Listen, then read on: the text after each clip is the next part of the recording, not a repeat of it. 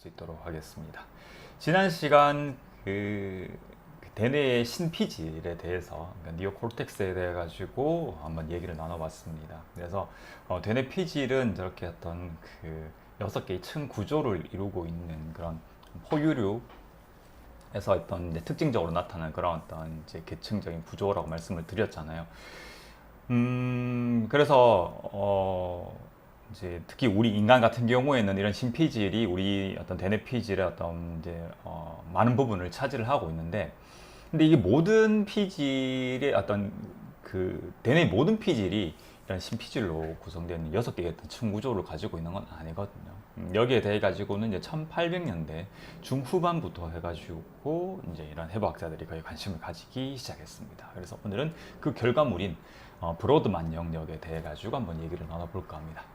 이 브로드만 영역이라 하면 생물 시간이나 아니면은 뭐 신경학이라든지 아니면 해부학이라든지 아니면 뭐 심리학을 이렇게 조금 책을 읽어 보셨던 분들, 조금 관심 있게 이렇게 지켜보셨거나 공부를 하신 분들이라면 한 번쯤은 들어보셨을 거예요. 브로드만 영역에 대해 가지고요.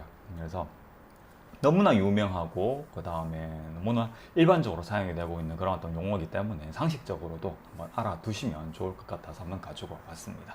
그래서 우리가 지금 대뇌 반구, 그 다음 대뇌 그 반구 안에서도 뭐 대뇌 피질, 대뇌 백질, 기저혈 이렇게 대해서 한번 알아봤고, 그 다음 대뇌 피질로 다시 돌아와서 그 대뇌 신피질에 대해 가지고 이야기를 나누다 보니까 이렇게 브로드만 영역까지 왔는데, 이 피질에 대해 가지고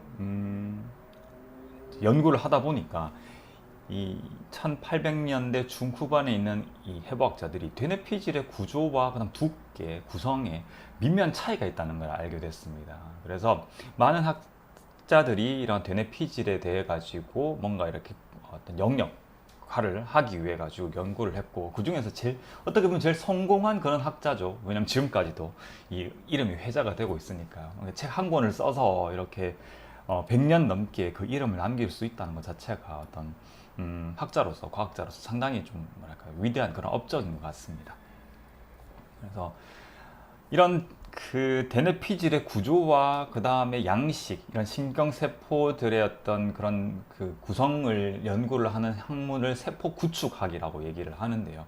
특히 이제 그런 세포 구축학은 이제 대뇌 피질을 이제 중심적으로 많이 이렇게 연구가 되고 있는 것 같습니다. 그래서 이 브로드만이라는 이제 독일의 어떤 그 의학자가 이 세포 구축법, 이 세포 구축학에 이제 기반을 해서 대뇌 피질을 어떤 영역을 한번 구분을 해봤습니다. 그래서 막 지금 복잡하게 막 책 이름이 나와 있는데요. 이거를 뭐 이제 번역을 하자면 이제 세포 구축법에 기반한 대뇌 피질의 비교 영역 구분 원칙이라고 하는 이 1909년도에 나온 책이거든요.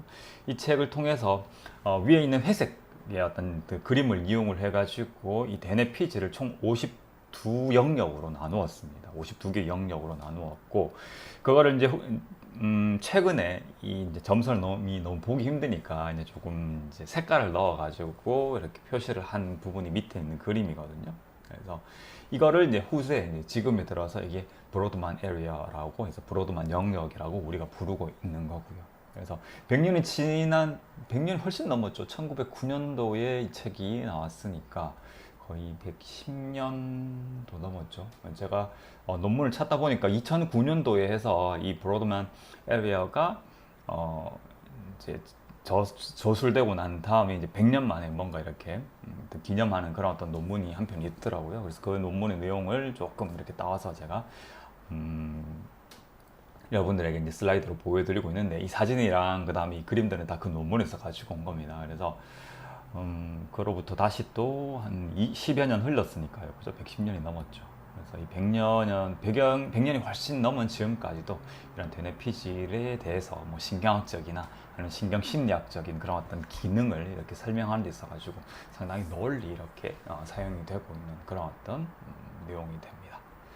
그래서 브로드만 영역은 사실 지금은 이 브로드만 영역을 이런 기능적인 부분하고 많이 매칭을 시켜가지고 이렇게 얘기를 많이 하고 있잖아요. 그런데 실질적으로 이 브로드만 영역을 구분한 그런 어떤 기본적인 어떤 베이스는 이 세포의 구조와 구성, 그런 어떤 조직학적인 특성을 가지고서 얘기를 했다는 거죠. 이게 나중에 이제 후세에 이게 연구가 이렇게 거듭되면서 이 어떤 그 세포의 어떤 구조와 구성에 따른 이런 영역을 기능적으로 이렇게 입히게 된 거다라고 보시면 될 것 같아요. 네. 오늘은 이렇게 브로드만 영역에 대해서 개괄적으로 한번 알아봤습니다. 어떤 상식적인 내용들도 이렇게 알아가시면은 여러분들께서 우리의 몸을 이해를 하는 데 있어가지고 조금 더 폭을 넓히실 수가 있으실 거예요. 그리고 이렇게 여러분들하고 이렇게 또 얘기를 해두면 제가 나중에 다른 어떤 질환들이나 그 다음에 뭐 치료법을 이야기를 할 때도 상당히 좀 많은 도움이 될 수 있을 것 같더라고요. 그래서 이렇게 하나하나씩 짚어가고 있습니다. 네. 오늘의 헬스 토픽은 여기까지입니다.